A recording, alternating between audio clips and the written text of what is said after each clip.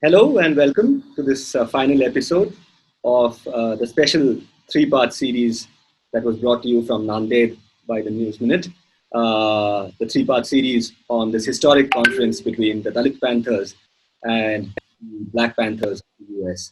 The third installment is with two young people who are inheritors of the legacy of the Dalit Panthers and the Black Panthers. We have with us Paige Patterson, who is a Fulbright scholar, an African American activist, somebody who was part of the 2016 uprising as well. She participated in the protests in the US in 2015, 16, those years, and now she is in India to research Dalit movements and how they intersect or how they coincide with African American movements. A comparative study, I'm guessing. She will talk a little more about her research. We also have a very prominent student leader with us, Rahul Sonpimple. Rahul Sonpimple is one of the co-founders of the Birsa Ambedkar Phule Students Association at JNU.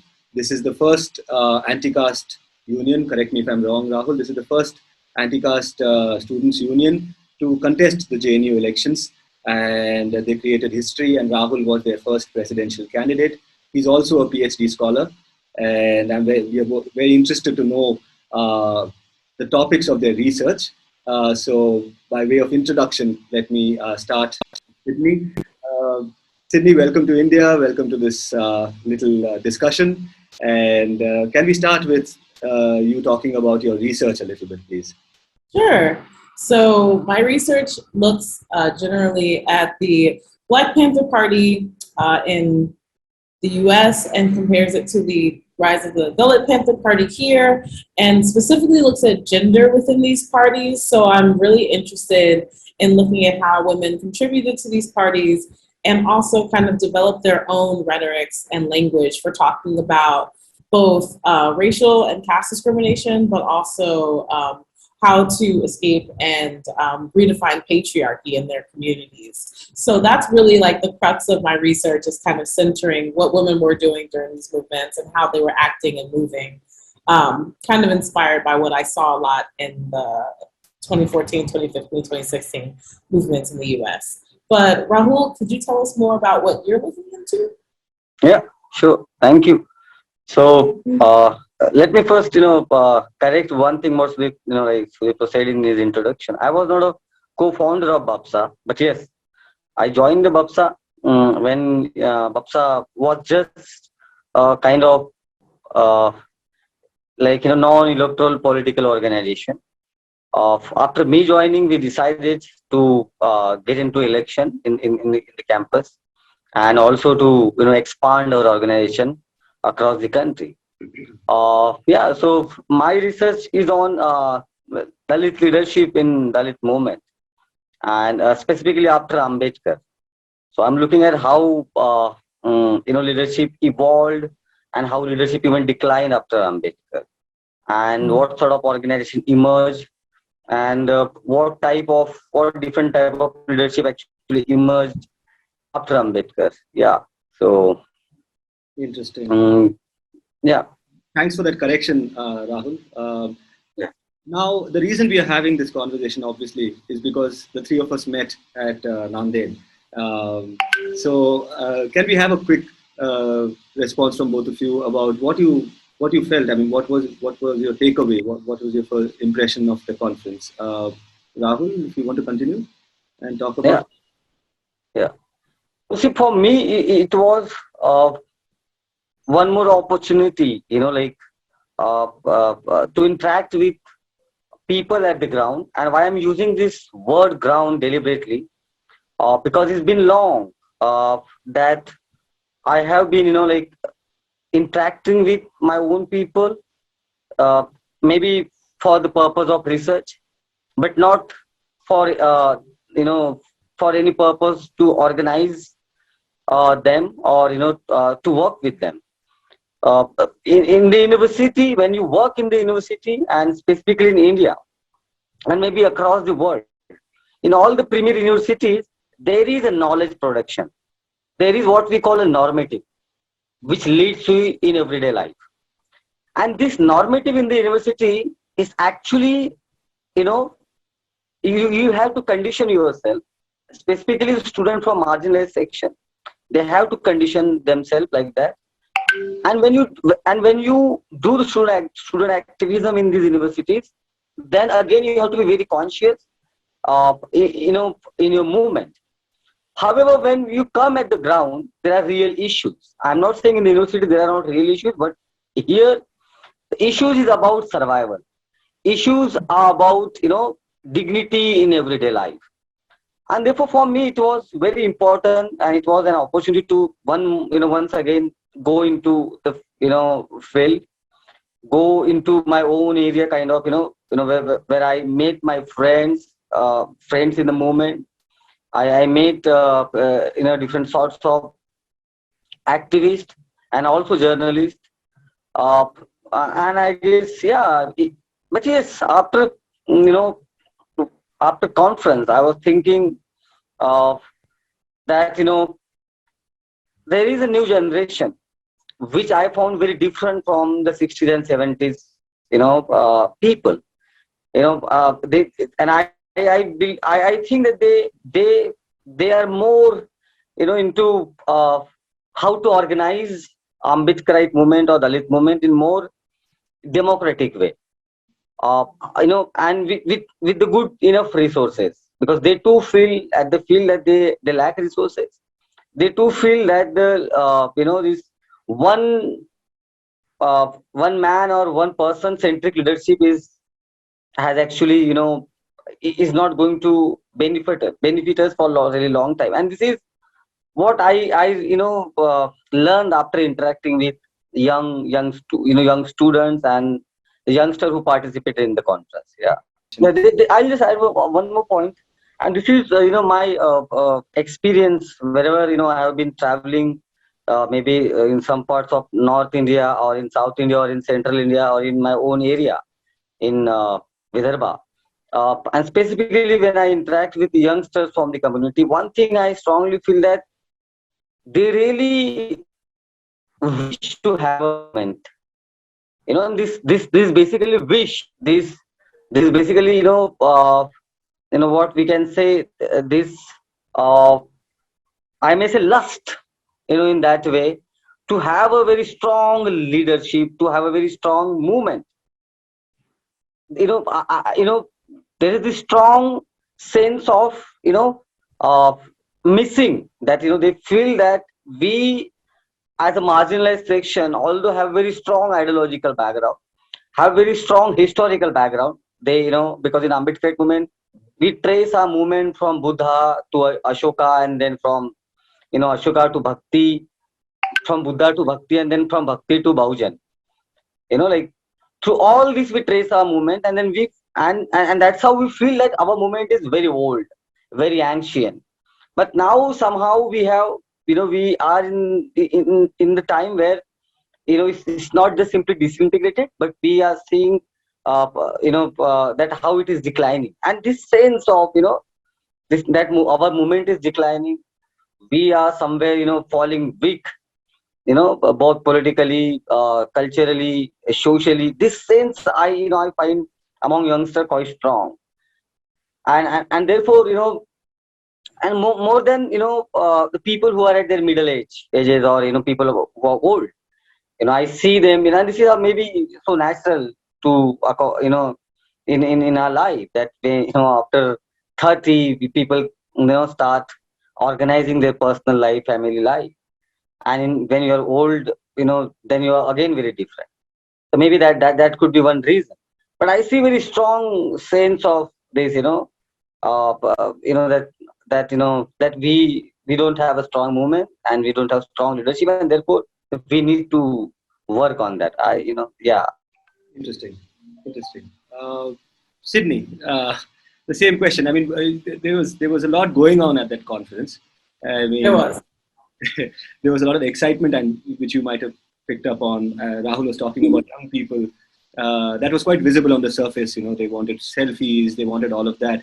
But while you are responding to my question about your impressions about the conference, I also would like to know from you if you felt from that young crowd a certain interest, a certain curiosity about the African American movement?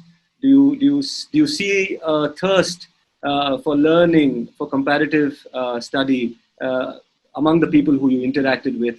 So while you're answering, talking about the larger impressions of the conference, I would like to also know how your interactions with people were. Oh, sure. So I felt like the conference was really exciting. The energy was very kind of like, I related to what Rahul said about like the lust for like that desire for organizing and collaboration. And I feel like even the opening of the conference, the first day, Suraj Yengde spoke about kind of like this desire to bring people together. And I think for me as a historian, it was really exciting because it was kind of like the epitome of what I wish had happened in the 60s and 70s was happening in 2022. You know, like Black Panthers and Dalit Panthers were actually meeting. And I think I searched for so long in my own research to like find that. So being at the conference was kind of like a dream come true in many ways, to be able to have a dialogue on the stage about the similarities, but also the differences in our experiences.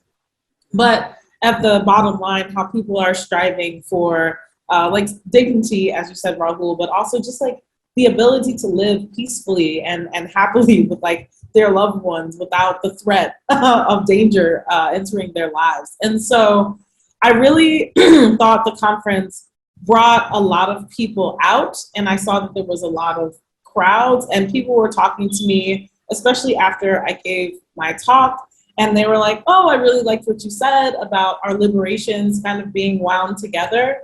And I think that the conference for me made me think a lot about how to create like more moments of exchange, so we actually understand each other's backgrounds, each other's histories, so that the collaborations that we see don't just happen like in Nanded at a conference or like once in a lifetime or like once every 50 years, but can actually happen more often. You know, it made me really think about like, what are the ways that we can actually know each other's history fully, especially being separated by such a large, like it's far. This is far from the US. It was a very long flight to get here, but I really think like there is a need. And something I thought about a lot too was I got to talk to JV Pawar because we took the train to Nanded together from Mumbai. And he was telling me what he learned about the Black Panthers. And he was showing me this small pamphlet that he had, but it was only excerpts from like this very large book about the whole movement. And so it made me think a lot about how people have access to this education about like what's happening abroad or what's happening beyond, and how necessary that feels like it needs to be so that there can actually be like an understanding between our communities. But I will also say that Nanded was super interesting and that I was like one of the few women there, a few women present. And so I was so happy I met you all because you all are kind of super brilliant and I learned so much. But I did wonder like where that presence was and why it was absent and like how moving forward it could be more more representative of the community. So those were my initial thoughts. And I also enjoyed seeing the Black Panthers. I had nothing. I'm saying. Oh, go ahead. No, I'm just saying that initial thoughts and some interesting provocations there, right? Because you talked about representation and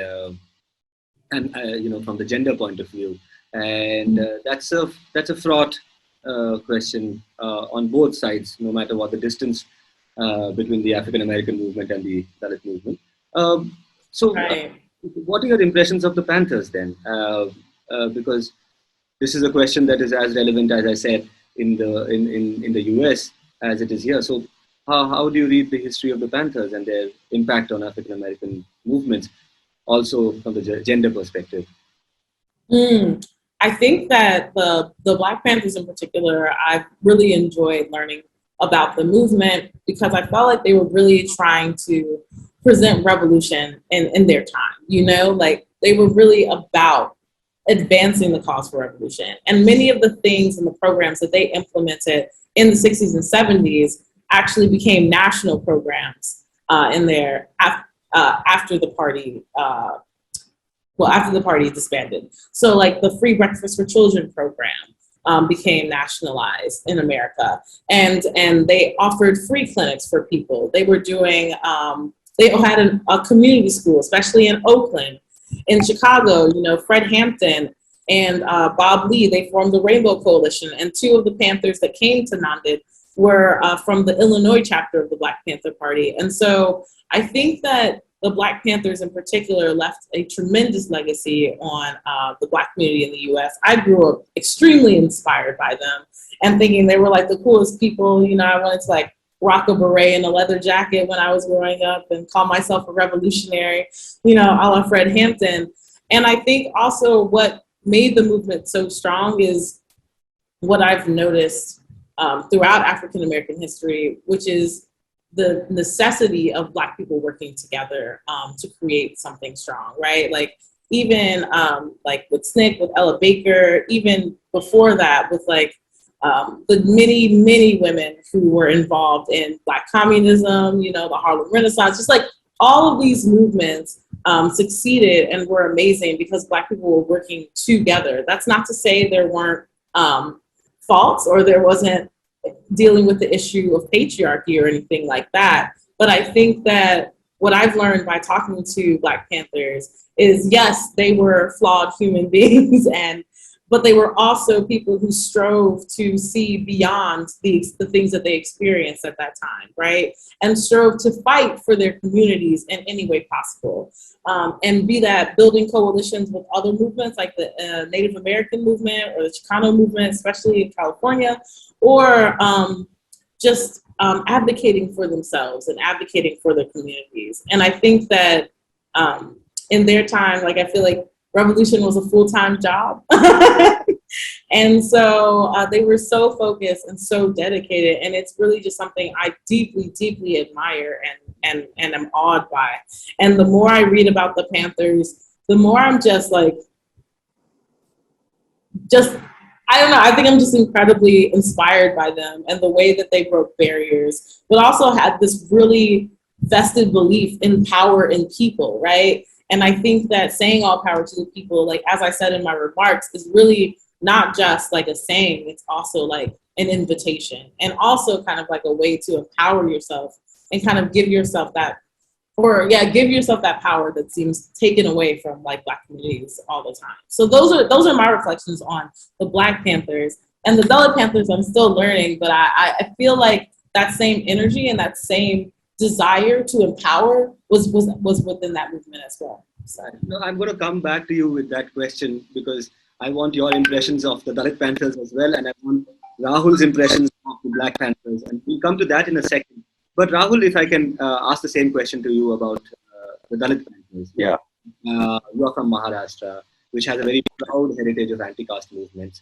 You are somebody who is seen as somebody who doesn't mince words, somebody who's forceful in your articulation, somebody who hammers down on points, which like in JNU, you had the left in retreat, on the basis of your arguments. So how much of your persona, I wonder, has been shaped by the Dalit Panthers in Maharashtra? No, actually, see, the Dalit Panther actually lived a very short life. It was there for it lasted longer. But unlike Black Panther, it couldn't survive for a really, really long time. And but yes, it impact. And what is Dalit Panthers?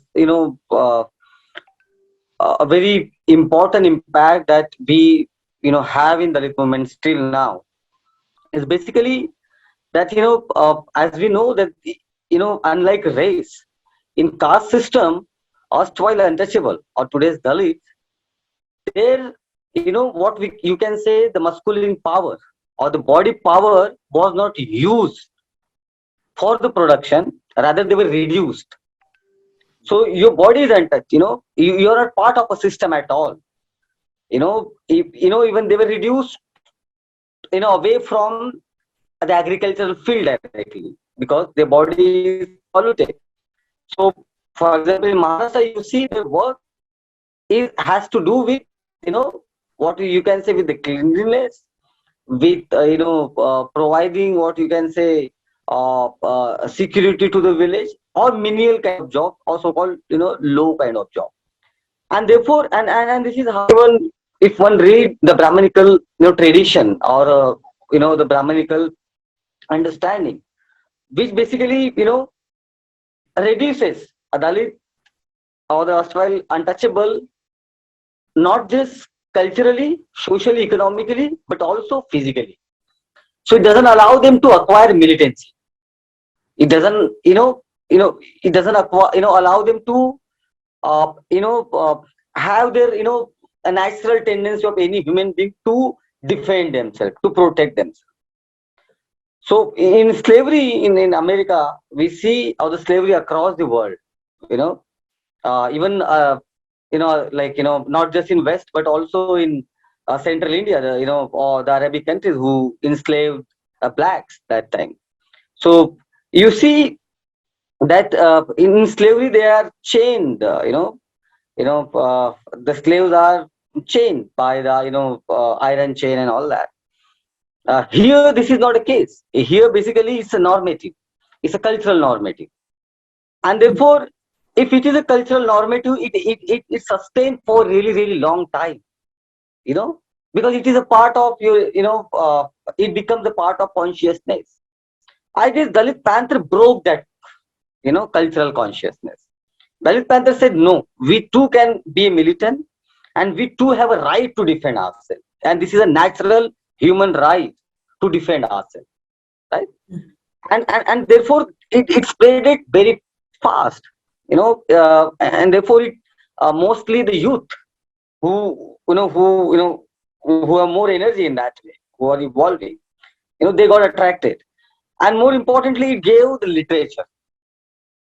It produced a literature which was initially stigmatized by the upper caste, and not just by the traditional so-called right-wing upper caste, but also by the progressive left-wing upper caste too.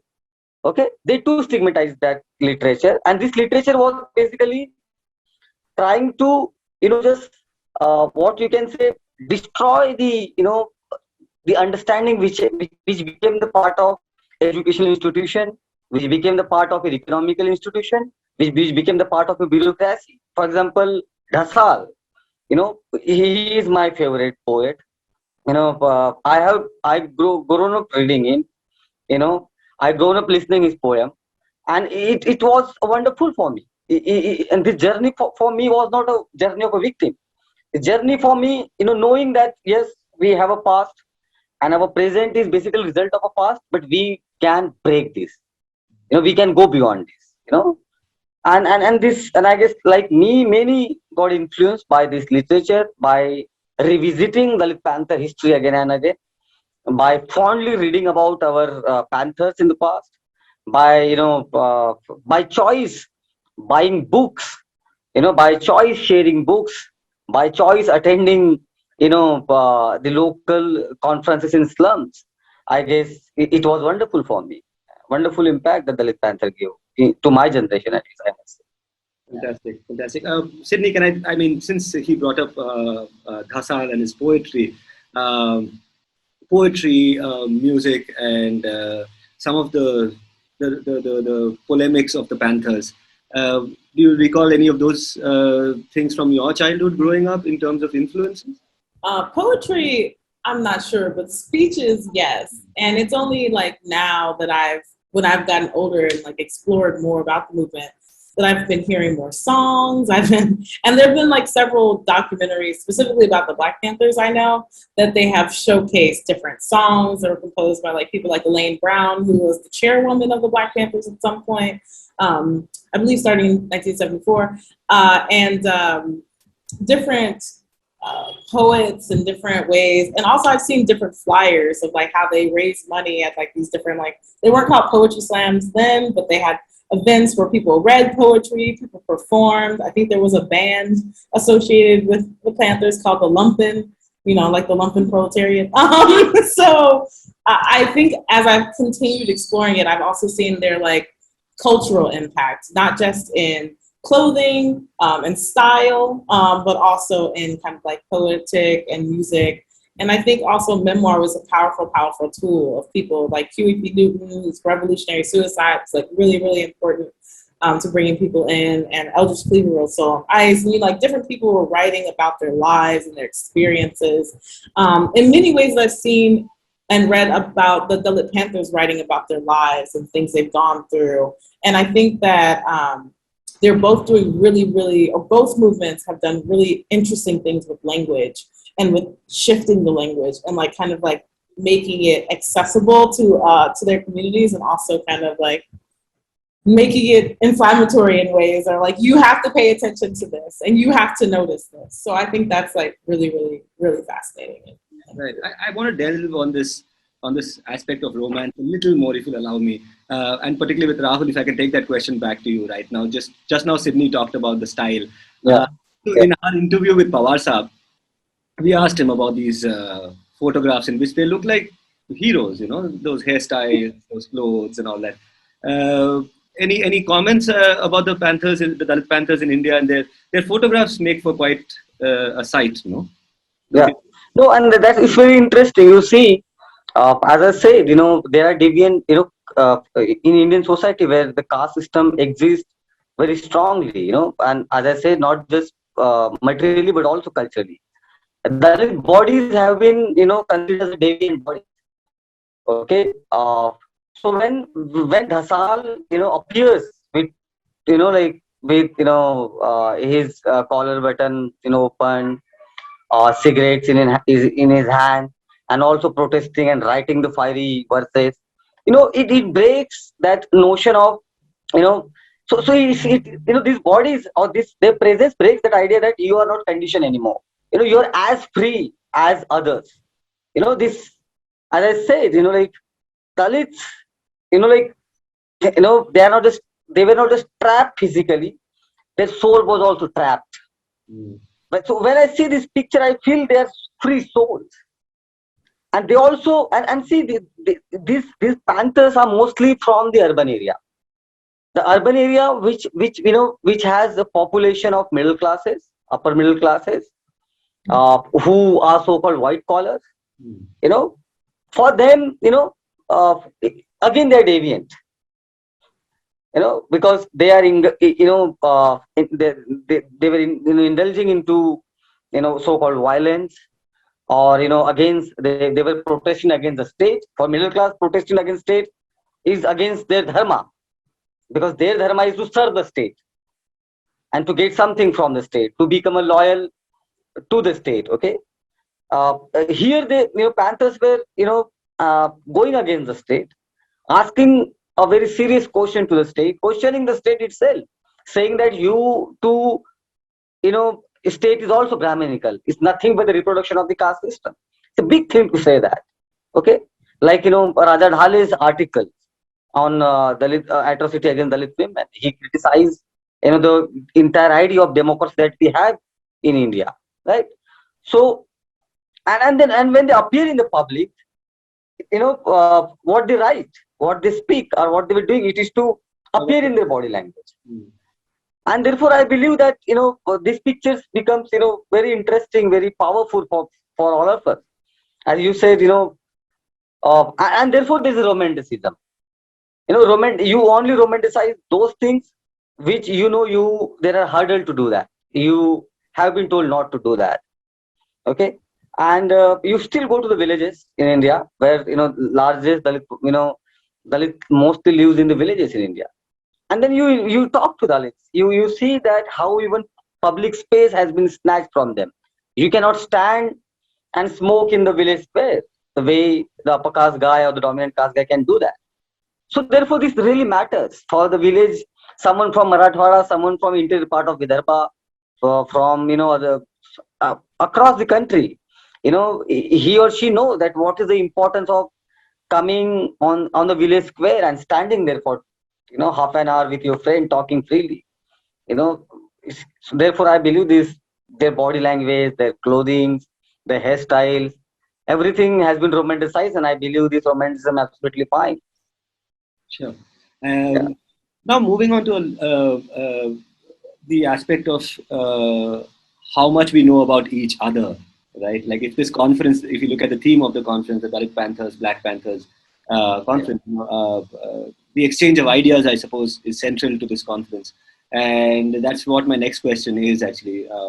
Sydney, let's start with you. So how did you get interested in the Dalit movements? How did you get interested in the anti-caste movement? From how many kilometers away? You guys are what, 3,000, 4,000 miles away? How did that happen? How did you? Yeah. So I have been interested in college. I was an English major and English and African American studies. And I was deeply interested in post-colonial studies as well, because I had a professor that showed us a lot of different books about post-colonial India, just fighting against the British, and some of the experiences there reminded me of how African Americans were treated, especially during and before the Civil Rights Movement. And so it was around when I went to do my master's, I discovered an article about the Black Panthers and the various other kinds of Black Panther parties around the world. And I saw the Dalit Panthers of India there, and I was automatically intrigued because I was like, oh, this is something I haven't studied before, and I'd really like to research it. So when I set up to do my PhD, I really wanted to learn more about the Dalit Panthers, and that's where I discovered and learned more about the caste system and how Dalits were placed within it, and like just different ways that the caste system was harmful. And also it reminded me a lot of different ways that African Americans were subjugated in the United States and still are. And even if it wasn't the same form of discrimination, I still felt that it was a similar human rights issue. So that's what really intrigued me to keep going and keep researching. And I think that I'm really drawn to studying social movements in particular because I think they have really, really huge impacts on society as a whole. Even if they only last for a short period of time, I think when people rise up and defend themselves and show that even if the world doesn't respect them, they respect themselves, it is really kind of like a kick through the establishment and the institutions that seek to keep people down. So that's originally where my interest was piqued, and that's why what brought me to India to keep studying and to keep learning about both the similarities and the differences between race and caste. And I think since I've been here, I have learned a lot. And I've learned a lot about movements beyond the Dalit Panthers, which I think I want to incorporate more into my research. And think about the ways that these movements are moving in conversation with one another here, especially, but also how that conversation might extend beyond into the African American context. Right, Rahul, if I can ask you the same. So, from what I gather, you're somebody who loves James Baldwin. Reading some of his work, it comes up often in your speeches, and then when we interact. And this, correct me again if I'm wrong, this curiosity, I suppose, was also fomented by this 2016 uprising, right? Yeah. This hunger, this curiosity for what lies on the other side. Yeah. Take us through that journey of learning about the Black movements, about the African American, Black Lives Matter. Yeah, actually it did. Like, specifically when, in the university, activism, when you're in student activism, I actually, I guess, James Baldwin is, I liked him, when I read him, I liked him because, he is one of the rare person, I believe, who articulates or who express, the feelings which many times, that you cannot express. Sometimes, you don't have that, what you can say, the sanitized way of saying it.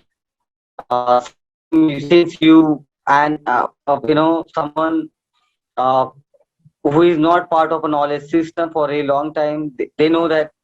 So I guess James helped. His writing helped me actually. to express myself very openly, to feel strong, while expressing, to feel strong in yourself, like and this is how many black leaders, like even Malcolm X for that matter, his entire concept of autonomy, this black autonomy, it's very, very important for all the oppressed who have been culturally, economically, and socially been oppressed, and therefore, whether it's James Baldwin's writing or the Malcolm X speeches, it made a lot of sense to me and many other students in the university, because they talk about autonomy, they express that feeling, of operation, at the same time, the desire for freedom.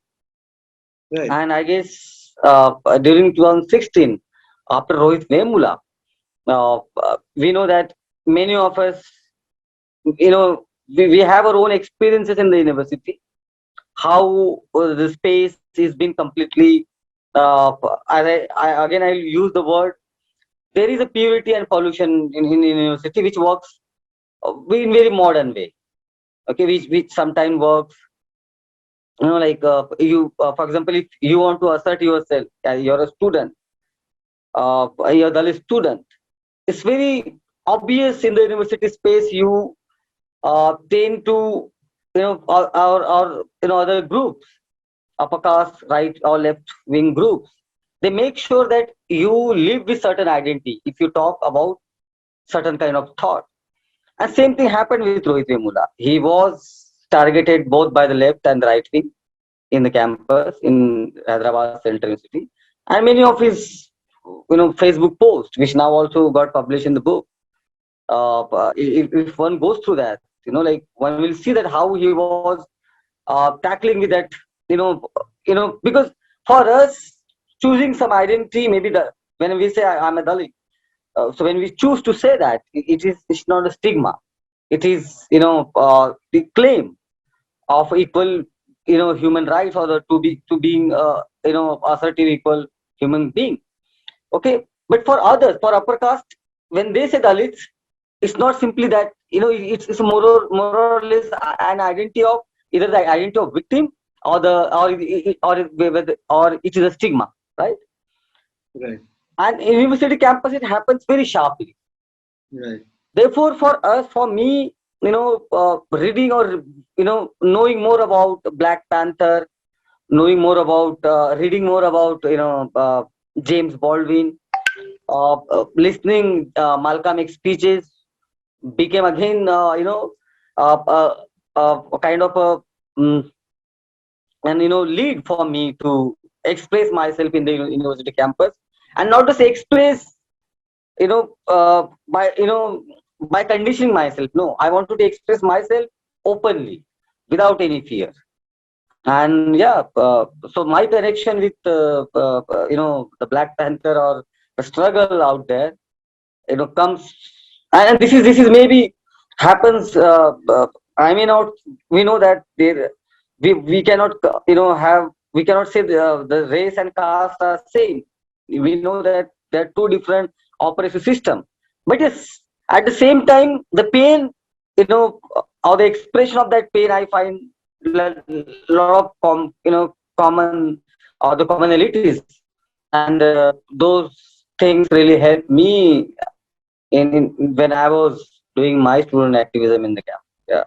Matt, I just want to ask Sydney. Rahul has been talking about Rohit Vemula 2016. I want to understand from you how important, how significant was the BLM movement. Or it was, of course, older than 2016, but I think the 15-16 was the breakthrough year.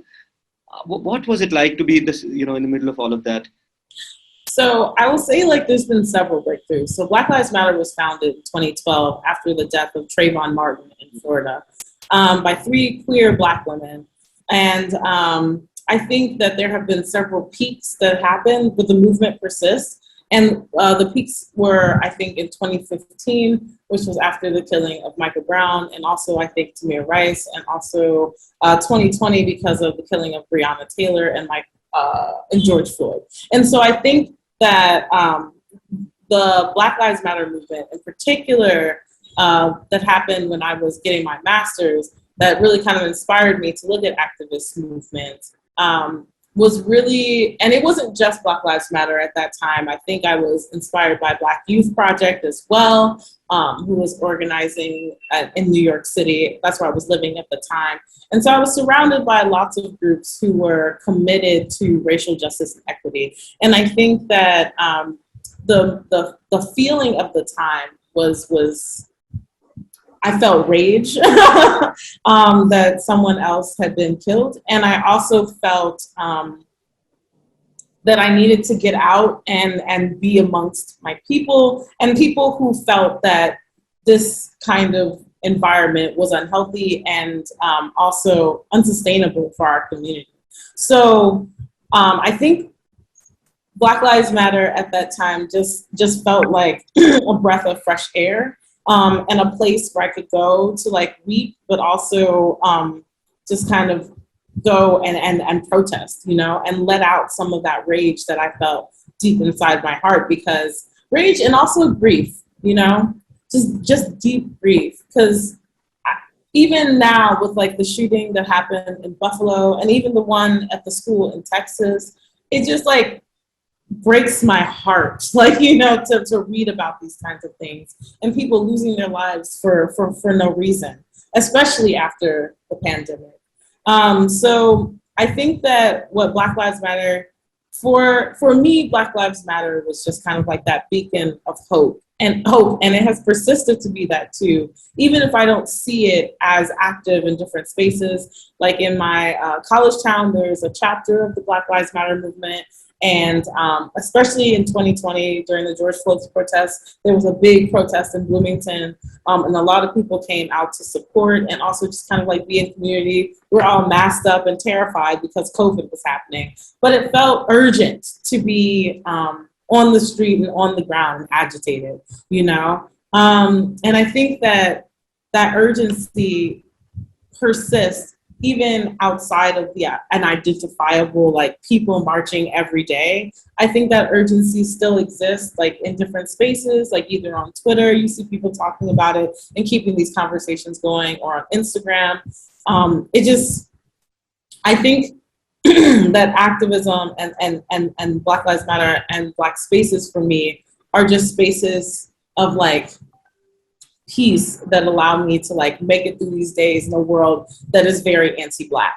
So that I'll just say that, and if I need to say more, please ask some follow-up questions. I don't want to use myself as the answer. No, that's helpful, since you mentioned it as you know, in your mind's eye, you see it as a place of peace.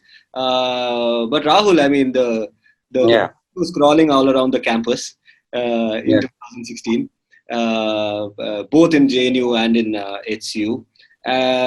And the anti-caste movement had the dual objective, or rather had the dual task of definitely addressing Rohit's institutional murder, in which several members of the ruling party had been accused.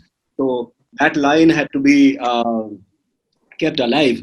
But at the same time, there were other debates and conversations that you also had to almost straddle along with the contradictions that you had with the left. Tell me now, was it a place of peace for you? How did you handle the pressure, the trauma, in addition to the fact that there is anyway this police presence, this state pushing back against you? What was the campus like in those days?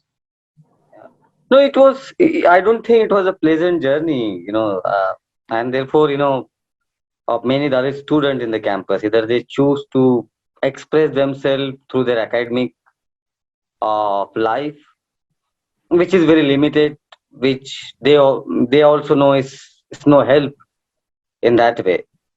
But when you choose to be in activism, specifically to be a part of any marginalized organization like WAPSA or ASA for that matter, then it is no way it is a pleasant journey, because there is no destination in a way for the other students or their activism in the campus. There is no destination.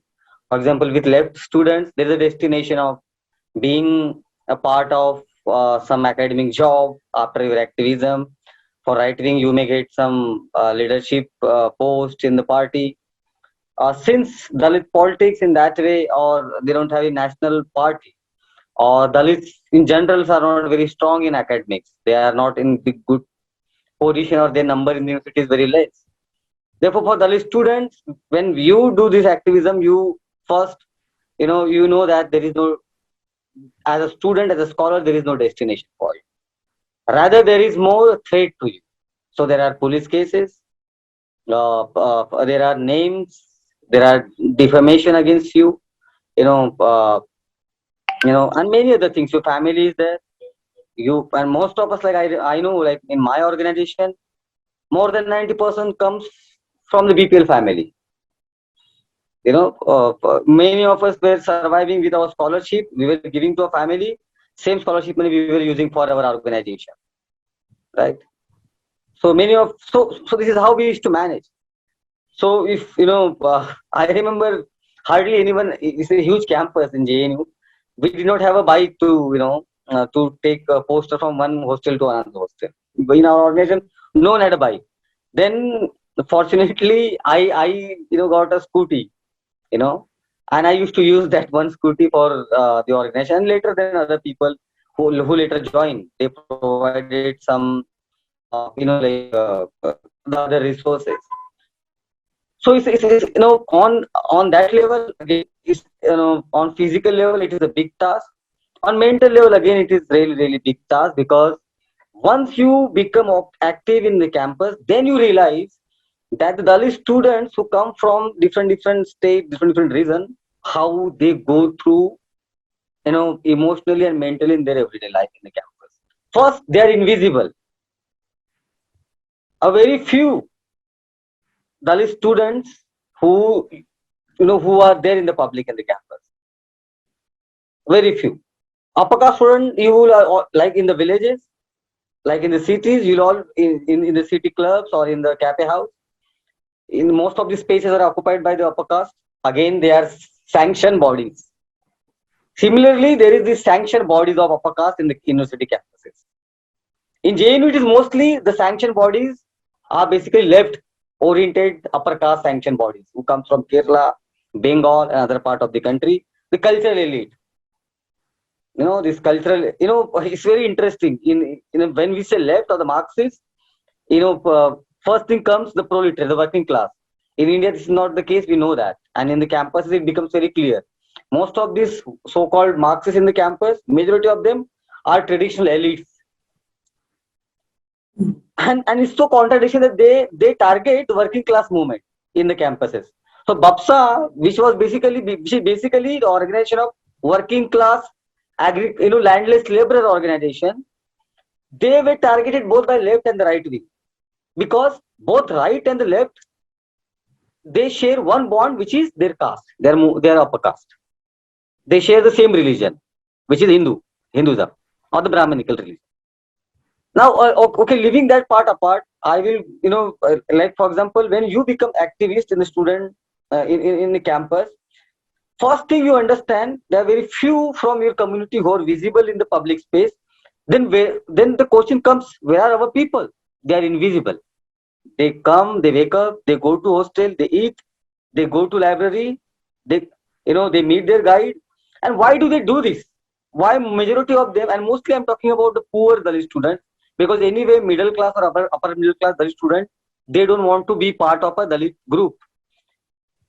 Because they think that associating with this Dalit group is also against stigma for them. So they have their own middle class group, majority of them, to whom they want to go to club, they want to marry, they want to have affair of all. They also have a what we can say common desire.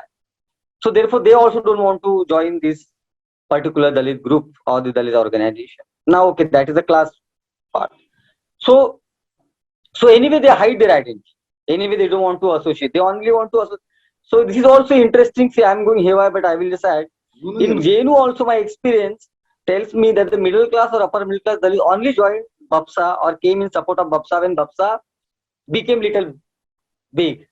BAPSA, when BAPSA in that way earned that kind of acceptance across the campuses, or when Bapsa got some public attention, then only these people, middle class Dalit or upper middle class Dalit, slowly started coming and supporting Bapsa. Okay, so they neither they supported us, and even not just the students, but also even the faculties. Dalit faculties, majority of them. And when Bapsa was formed, no Dalit faculty wanted to come for the inauguration of the organization. So only one faculty came to inaugurate the organization, who was basically the tribal faculty, okay, the Adivasi faculty. Means ma'am came and she supported Bapsa initially, right?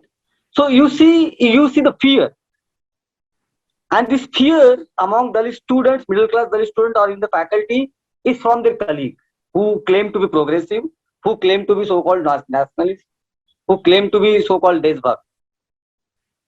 So in that fear, when you do the activism, then you come to know this, these realities which are there. So poor Dalit students in campuses, they suffer mentally, they suffer emotionally, they almost feel that they don't exist in the campus in that way. So what do?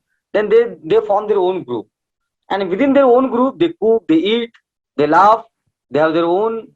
Another group where most of the talks are going on, most of the things are going on, like the even the language, even the articulation which exists in the campus, they're completely, they are not part of that, what you can say, that discourse. They also suffer, they're also been targeted by their own faculties, by their own researcher, by their guide, by their teachers. They get low marks because they don't have so-called, they have knowledge, but they don't have so-called language. So again, there is a enforced inferiority. In university, these academic scholars who are mostly upper caste, Hindu upper caste, they reproduce this inferiority among Dalit students, and therefore they are, they themselves, then they take a step back from so-called mainstream in the campus, right? Interesting. And therefore, emotionally also, they are not part of so-called emotional collective which is there in the university. Although university can claim, when any university use, we are this university, there is no we, that we doesn't exist. Okay, that we generally been represented by the English speaking upper caste in the campus, or so-called traditional what we can say ruling upper caste, like now we have a ruling party, they have their own student organization, either they are in the campus, or either these so-called cultural elites of left, they are in the campus, or so-called progressive, they represent the campus.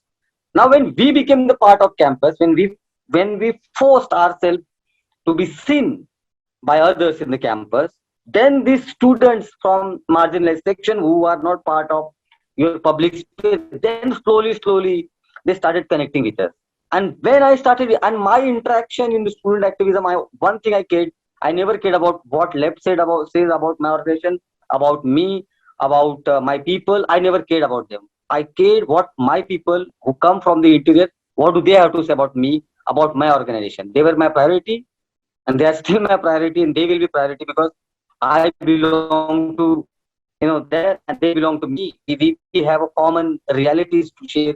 We have something common to talk, common to laugh, common to cry. Yeah, I'm sorry, I had to be little. No. It's long. All good. It's all good. See, can you see the impression we get of campuses in the US?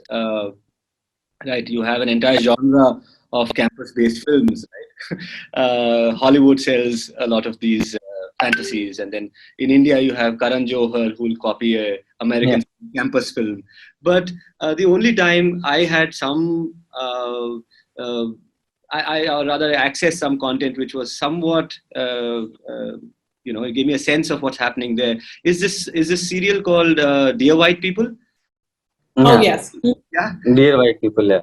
And I know it might be dramatized and very different from what it is. But tell me, I mean, how much of that plays out in in campus life? What is the campus experience, its associated traumas, and the reason I mentioned Dear White People is because of what Rahul was talking about, right? This, you're fighting the rabid casteist, but you're also fighting this sophisticated casteist who has developed a vocabulary of wokeness, who is trying to pretend to be progressive, who is pretending to be an ally, even, let's say.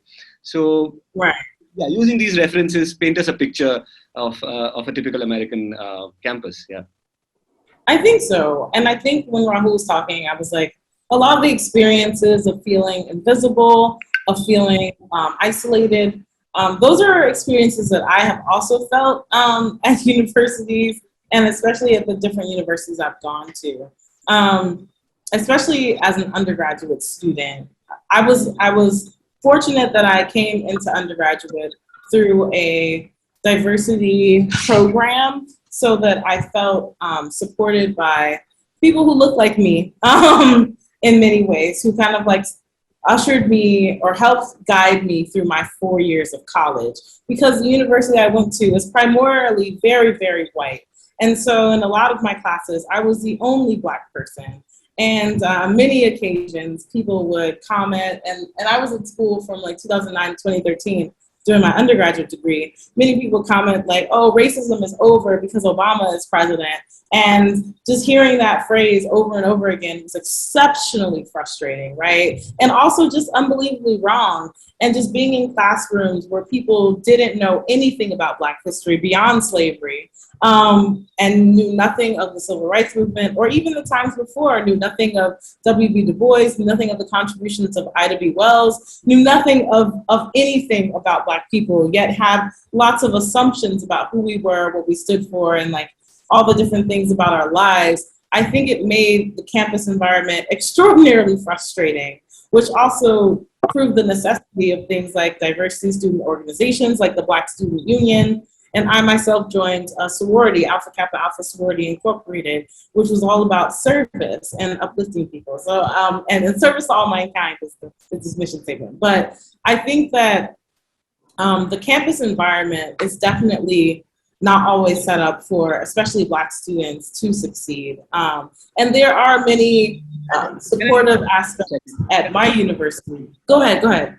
So here we are also, I just remembered, we are talking about a campus in which it is difficult for Black students, but these campuses also have a fairly large South Asian cohort. Yes. Yeah, if you want to keep that also in mind, I mean, just in case. Yeah. Mm-hmm. Mm-hmm. And I think like, I will say for my undergraduate years, I didn't spend a lot of time, or I didn't actually have a lot of discussions about caste, right? I think a lot of the South Asian students were coming from different caste backgrounds, so I don't think we're Dalit backgrounds. And so the conversations about caste didn't happen until I learned more about caste and Dalit Panthers during my master's program. So I think that in many ways, my understanding of India and of the politics of India and the casteist politics in particular were so limited during my undergraduate years. And also, I will say, because I was like in English and African American studies, my access to people who were not white or like African American was very, very limited. So I will say that also played a role in like what I was studying, what I was going to school for, and who I was interacting with. You're saying that, and I think you asked something else about like woke politics, but I will say I've come across a lot of people who seek to ally, but don't really know what that means. And I think are around, when something big is happening, but in the day-to-day, like calling out racist people or standing up for people or standing up for their Black colleagues when racism is happening, or just confronting ideas, or not being angry at being held accountable. That is something that I find falls immediately under when people are just doing like woke politics, especially in like big moments. But there are people also who are actually committed to having those tough conversations too, who call themselves allies. But I think there are more people committed, or in my experience, there are more people committed to standing up on those large moments and calling out racism in a moment of tragedy rather than in their daily lives. So, and what does it do? What does race relations do to common relations, to friendships, to romance, to political organizing? And I'm also actually interested because a lot of what both of you are saying is focused on the trauma of being the other in a campus where the normative culture is defined by the upper caste or the white elite. So where does a black person or a person from a lower caste, where does that person seek their emotional anchor? What kind of systems are there to address your feelings? I mean, your deeper, innermost feelings. Not all your feelings are made up of anger towards the machine. There are right. there are so many other things which make up your emotional landscape. So, what kind of resources are there in those campuses in the US? I especially am a big supporter of therapy and choosing a therapist that will not deny your experiences, but also understand them, especially as a person of color. I was working with a therapist for a while who was from Latin America. And so when I would tell her about racist interactions, when I tell her about sexist interactions, when I tell her about things that I faced that were just truly unfair, when I told her about my heartbreak, she was like able to understand and relate to me in a way that was extremely helpful and validating. And I also think like I am grateful for the community that I've developed that especially is reliant on Black women's support, right? And so I have Black women mentees and so many Black women friends who have just always like been there for me, listened to me, and provided me with like lots and lots of wisdom. And I think that something that I am always grateful for is just the kindness and generosity that I feel like I receive, especially from Black people, no matter where I go. Just like seeing each other and doing like a little nod and being like, hey, it's you and it's you.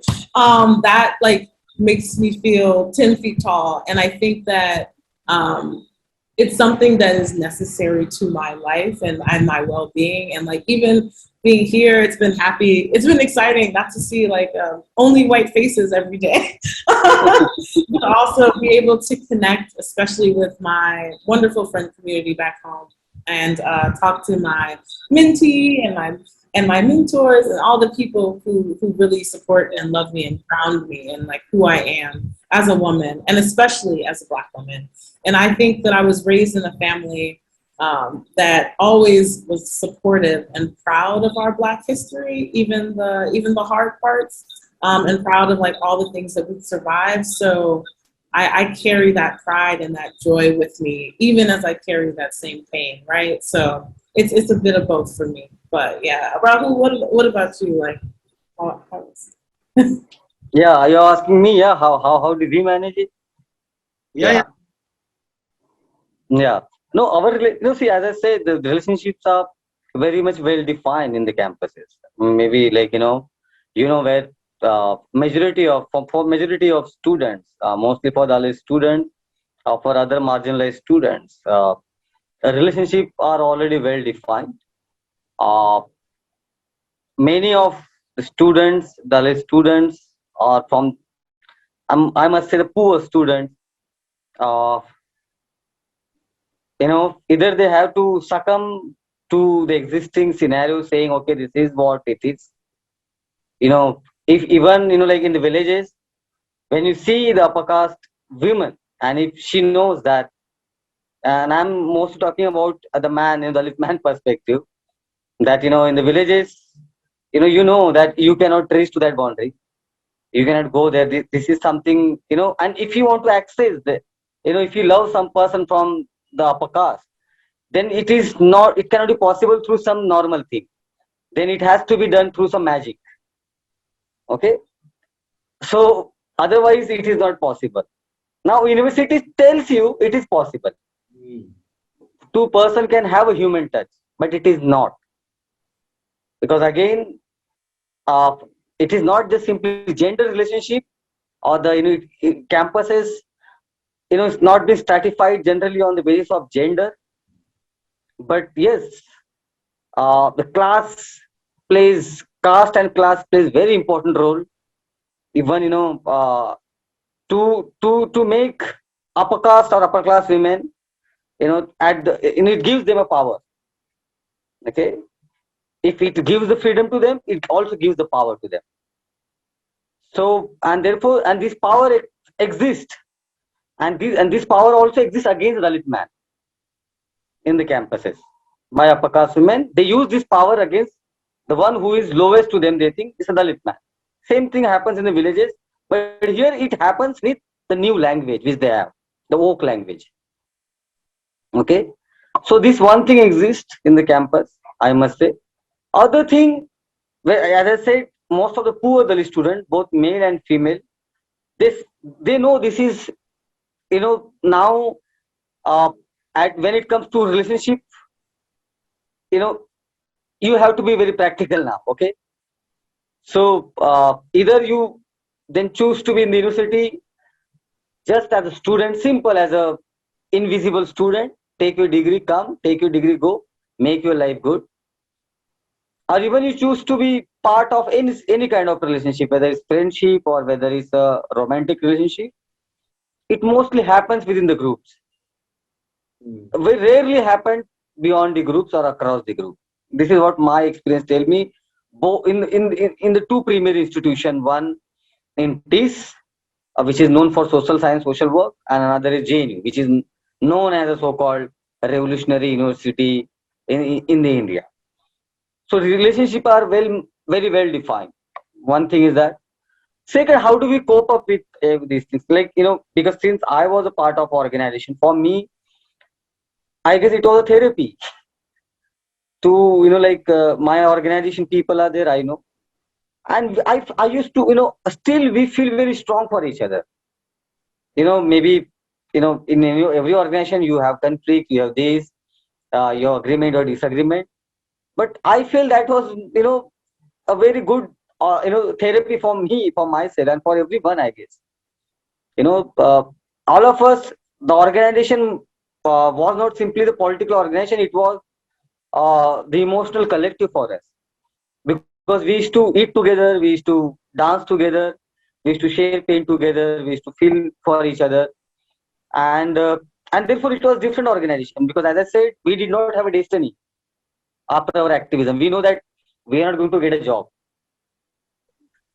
So therefore we were not materially bound like other student organizations like SFI or ISA or ABVP kind of organization, which has been basically run by the ruling caste in this country.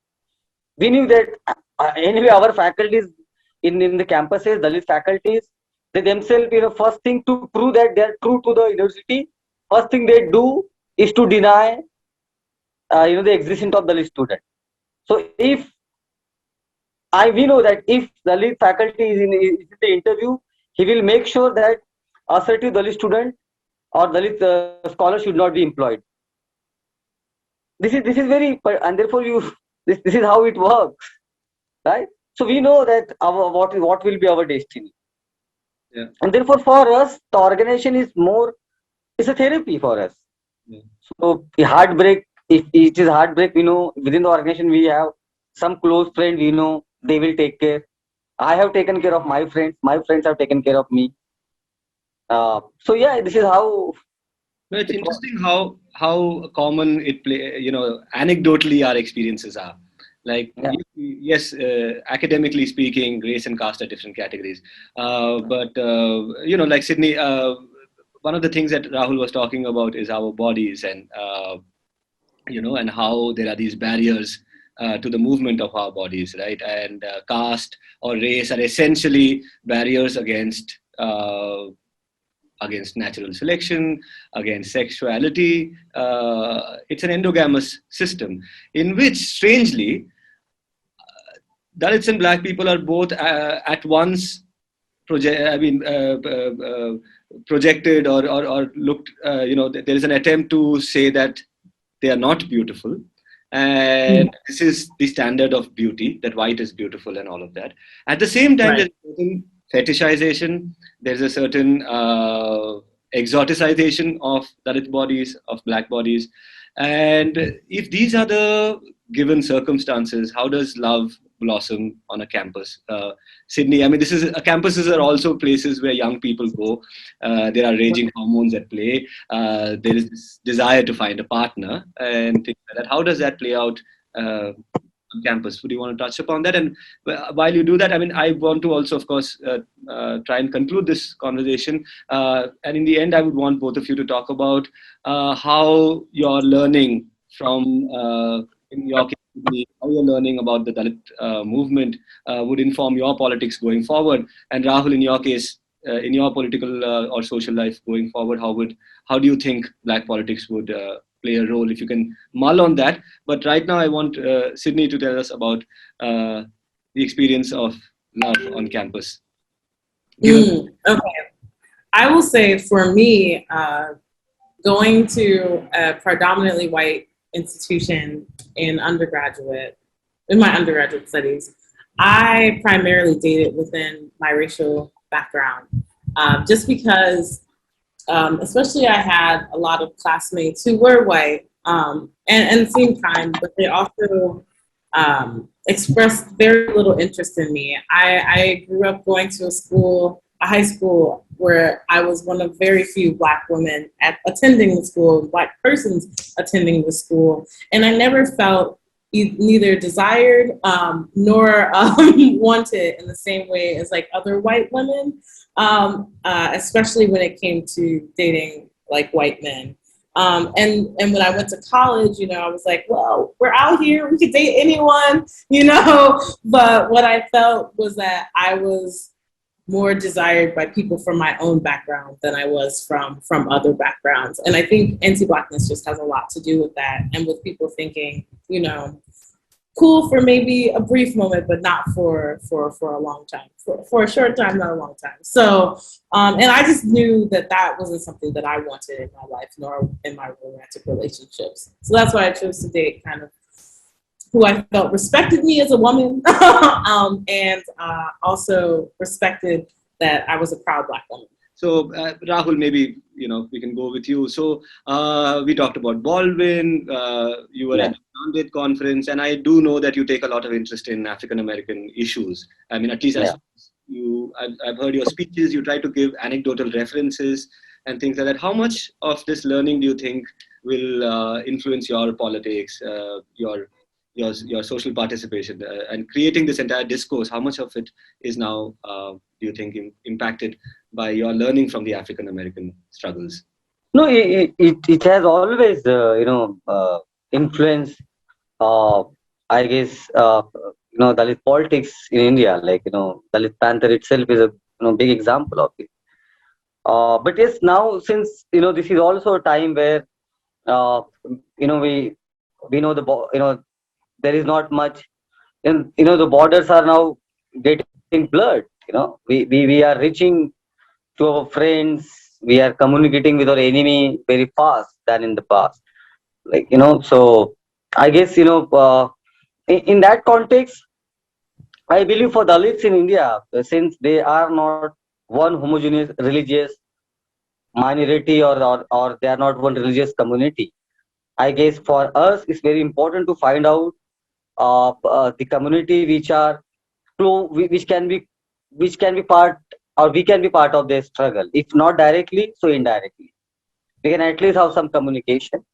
And I guess one so-called is a biggest, what we guess the oldest democracy where a black movement is still very strong, and one is so-called the old, largest democracy of which India claims, where you have Dalits who are claiming their rights, who are going against the so-called cultural normative. I guess this is very interesting in that way, to have some collaboration, and rather to say that like for example, now generally we have seen there is a religious unity. Like people feel like one Christian might talk about the other Christian in another word. the one Muslim might talk. But with Dalit, this is not a case. With black, maybe this is not. Blacks are also Muslims. They're also Christians, and some of them also practice their own tradition. With Dalits, the same thing in that way. They are Christian, they are Muslim, they are Buddhist. There are many Dalits who still practice their own cultural tradition. Like Kabir, there's some of Kabir Panthi, some of them follow Ravidas, Guru Ravidas Panth. Some in my state, still many people follow Chokha Mela tradition. So it's like that. But I guess they have one common thing, which they know that they have a shared pain. They have same, more or less same constraint in that way. I guess in that way, Dalits for me, like it's very important to find out the communities which I can found as, like similarity, not in terms of religion, but in terms of social positioning, economic positioning, and also the community which is ready to struggle. And blacks in America have always been struggling. They have broken their chains. They are still struggling. They are on the street. They're everywhere registering their voice. And the Dalits, the same thing. So, yes, in that way, it is very, very important. Right. But not through the civil society organization, the way it happens. Because I believe the civil society organization is another trap for Dalits. The so-called international civil society organization is another trap for Dalits because they have their aim is to get funding. Their aim is to make a career out of it. I don't think like this is good for Dalit movement.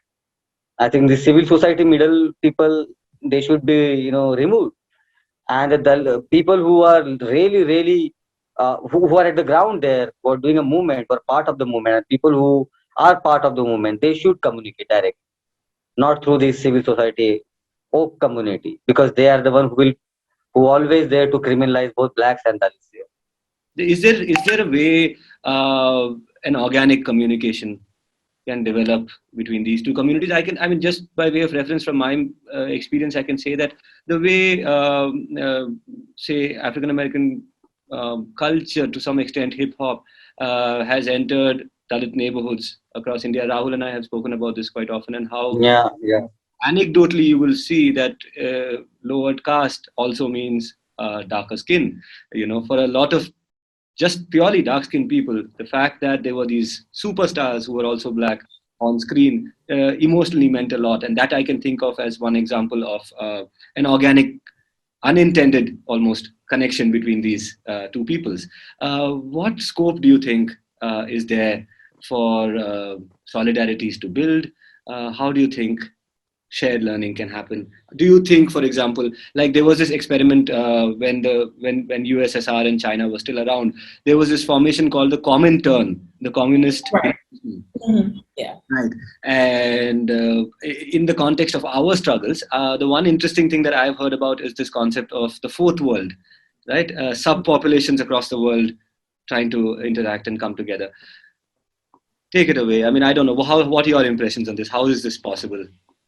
No, I think so. Something that I've been thinking about a lot is because of a conversation I had with a dear friend of mine, is just the ways that colleges and universities, even in these like troubling times that we live in, are still vehicles for spreading education and awareness about each other.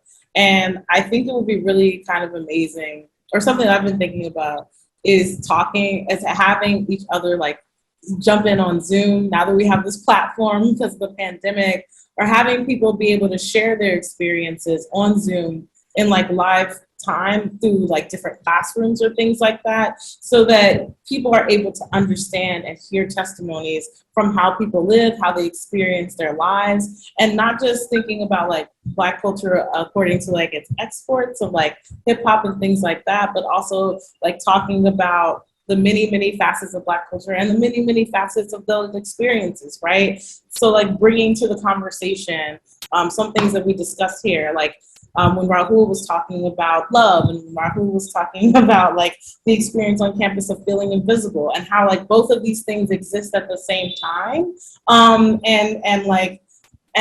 all these experiences exist at the same time. I think it's really important to understand ourselves as human beings and also how we experience life And to do that, I think it would just be really helpful to have these sort of exchanges and have conversations kind of like hosted like these, where we're able to talk to one another and explain how we live, how we survive, how we have survived, and also like really, really get into the nitty gritty of like the complexities of our history and how we talk about like the legacies of our past. Because I know one thing for me that I've come up is that a lot of people talk about slavery, and slavery is very important, especially to Black history. But in the period post-slavery, that's also extraordinarily important and long and carries its own history and its own legacy. And I'd like to see more people knowing more about that and having access to that, as well as learning and having access to Dalit voices,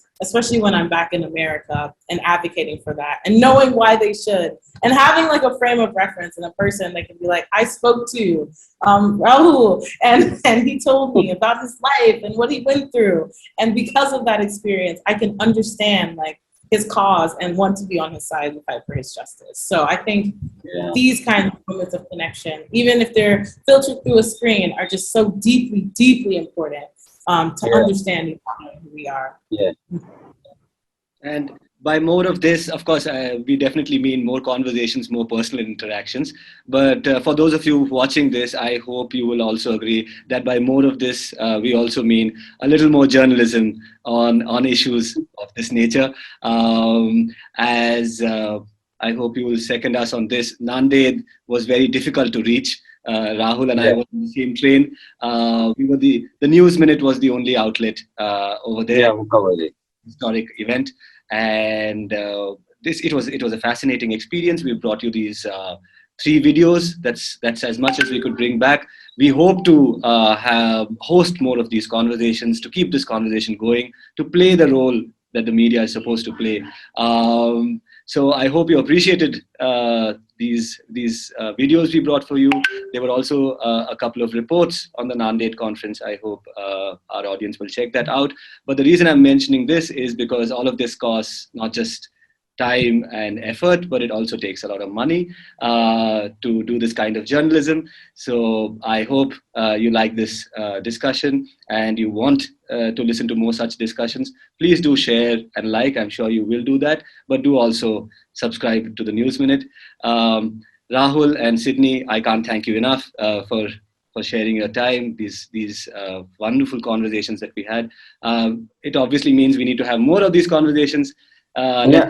Let's hope we can have another round of discussions very soon. Thank you again for joining us.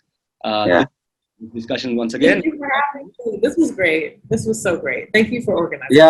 Thank you, Sudipto. Yeah, it was very good.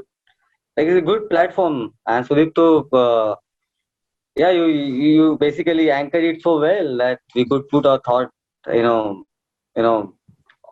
appropriately. And Sydney, thank you very much. I hope that we'll keep talking, we'll keep discussing, we'll keep sharing, and see you soon. See you guys. Thank you so much. All right. Thank you guys. Bye.